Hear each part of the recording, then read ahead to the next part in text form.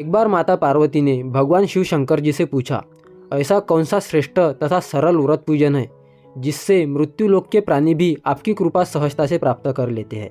उत्तर में शिव जी ने माता पार्वती जी को शिवरात्रि की व्रत कथा का विधान बताकर यह कथा सुनाई। एक गांव में एक शिकारी रहता था। पशुओं की हत्या करके वह अपने कुटुंब को पालता था। वह एक साहूकारी का ऋणी भी था, लेकिन उसका ऋण समय पर न चुका सका। क्रोधवश साहूकार ने शिकारी को शिव मठ में बंदी बना लिया।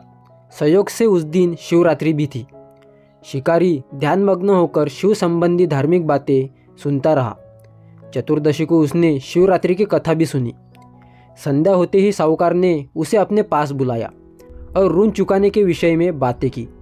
शिकारी अगले दिन सारा ऋण लौटा देने का वचन देकर बंधन से छूट गया। अपनी दिनचर्या के भांति वह जंगल में शिकारी के लिए निकल गया, लेकिन दिन भर बंदी गृह में रहने के कारण भूख प्यास से व्याकुल था। शिकारी करने के लिए वह एक तालाब के किनारे बेल वृक्ष पर पड़ाव बनाने लगा। बेल वृक्ष के नीचे शिवलिंग था जो बिल्व पत्रों से ढका हुआ था। शिकारी को उसका पता न चला।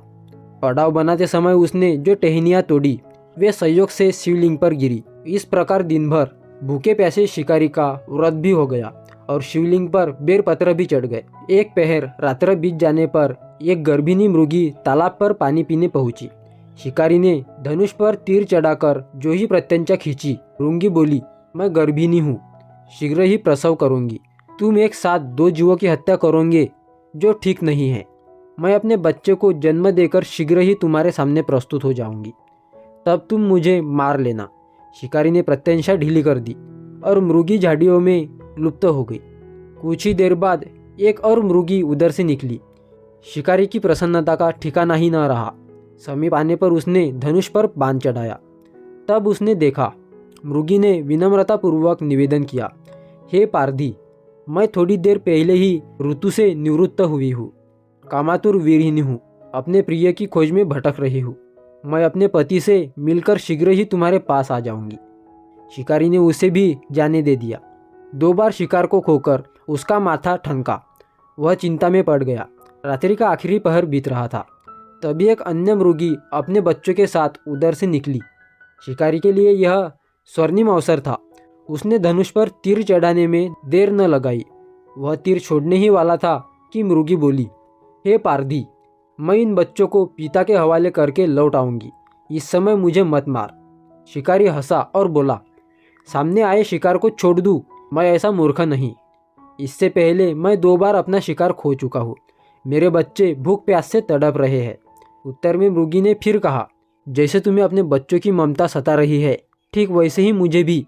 इसीलिए बच्चों के नाम पर मैं थोड़ी देर के लिए जीवदान मांग रही हूँ।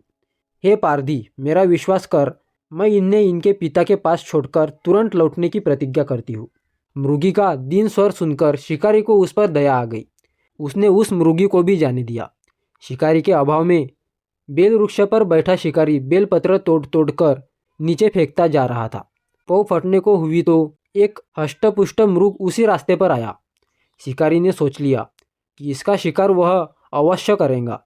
शिकारी की तनी प्रत्यंचा देखकर मृग विनीत स्वर में बोला, हे पारधी भाई, यदि तुमने मुझसे पूर्व आने वाले 3 मृगियों तथा छोटे छोटे बच्चों को मार डाला है तो मुझे भी मारने में विलंब ना करो, ताकि उनके वियोग में मुझे एक क्षण भी दुख ना सहना पड़े। मैं उन मृगियों का पति हूँ।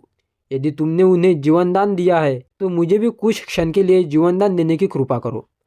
मैं उनसे मिलकर तुम्हारे सामने उपस्थित हो जाऊंगा। मृग की बातें सुनते ही शिकारी के सामने पूरी रात का घटनाचक्र घूम गया। उसने सारी कथा मृग को सुना दी। तब मृग ने कहा, मेरी 3 पत्नियां जिस प्रकार प्रतिज्ञाबद्ध होकर गई है, मेरी मृत्यु से अपने धर्म का पालन नहीं कर पाएंगी। अतः जैसे तुमने उन्हें विश्वास पात्र मानकर छोड़ा है, वैसे ही मुझे भी जाने दो। मैं उन सबके साथ तुम्हारे सामने शीघ्र ही उपस्थित होता हूँ। उपवास, रात्रि का जागरण तथा शिवलिंग पर बेलपत्र चढ़ाने से शिकारी का हिंसक हृदय निर्मल हो गया। उसमें भगवत शक्ति का वास हो गया। धनुष तथा बाण उसके हाथ से सहज ही छूट गए। भगवान शिव की अनुकंपा से उसका हिंसक हृदय कारुणिक भावों से भर गया। वह अपने अतीत के कर्मों को याद करके पश्चाताप की ज्वाला में जलने लगा। थोड़ी ही देर बाद मृग सपरिवार शिकारी के समक्ष उपस्थित हो गया ताकि वह उनका शिकार कर सके। किंतु जंगली पशुओं की ऐसी सत्यता, सात्विकता एवं सामूहिक प्रेम भावना देखकर शिकारी को बड़ी ग्लानि हुई। उसने नेत्रों से आंसुओं की झड़ी लगा दी।